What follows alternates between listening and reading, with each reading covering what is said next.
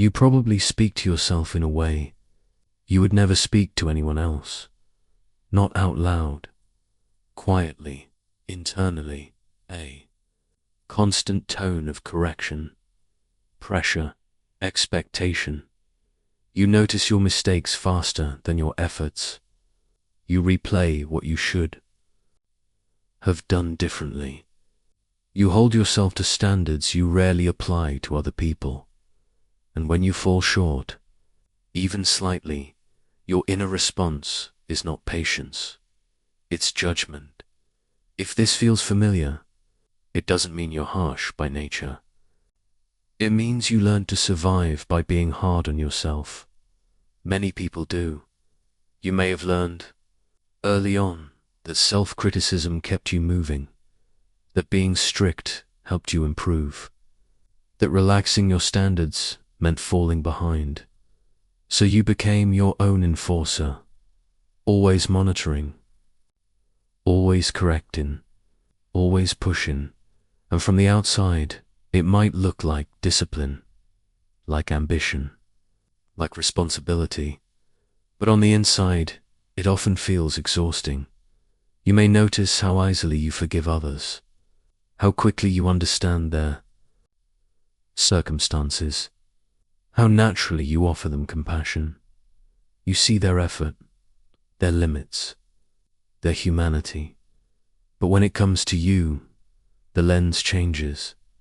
You tell yourself you should know better, you should be further along, you should be stronger. By now, that imbalance can quietly wear you down. And it's not because you don't value yourself. It's because your nervous system learned that pressure equals safety. For many people, being hard on themselves once served a purpose. It helped you adapt, perform, stay ahead of disappointment or criticism. Self-criticism became a form of control. If you judge yourself first, no one else can surprise you. If you stay tense, nothing can catch you off guard. But over time, that constant internal pressure stops being useful. It stops motivating and starts draining. Your system never fully relaxes because it's always bracing for correction.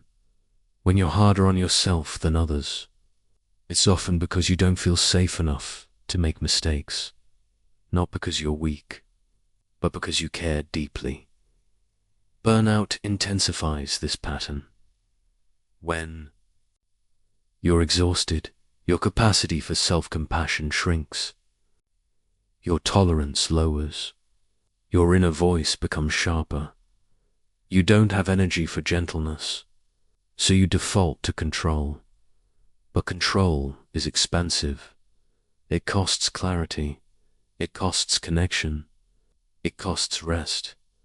And the more depleted you become, the harsher that inner voice sounds. This is where shame creeps in. You may feel bad for feeling bad. Judge yourself for needing rest. Criticize yourself for not being more resilient. But none of that helps you recover. In fact, it keeps you stuck. Because the same system that's overwhelmed is also the one being blamed. What if being hard on yourself isn't evidence of high standards, but evidence of long-term pressure? What if the voice inside you isn't telling the truth, but repeating an old strategy that no longer fits your life? You don't become kinder to yourself by forcing positivity. You become kinder when your system feels safe enough to soften. Safety changes the tone of your thoughts. When pressure drops, even slightly, you start to notice something. You still care. You still want to do well, but the urgency fades. Motivation becomes quieter, more sustainable. You don't need to punish yourself to grow. You don't need to be harsh to improve. Growth happens faster when you feel supported internally. And support doesn't mean letting everything slide.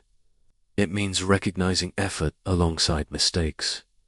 Context alongside outcomes, the way you already do for others. You don't have to fix your inner voice tonight. You don't have to replace it with affirmations.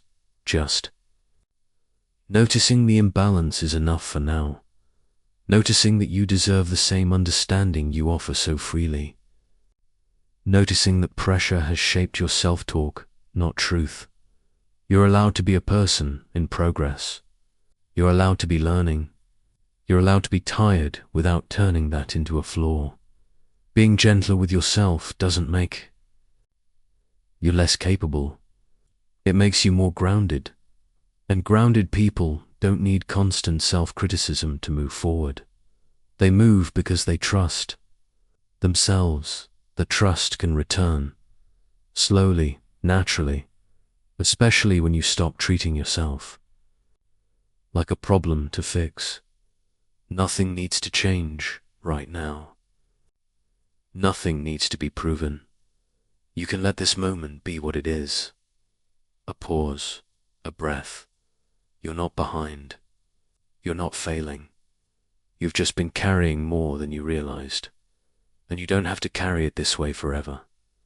No urgency, no pressure, just space.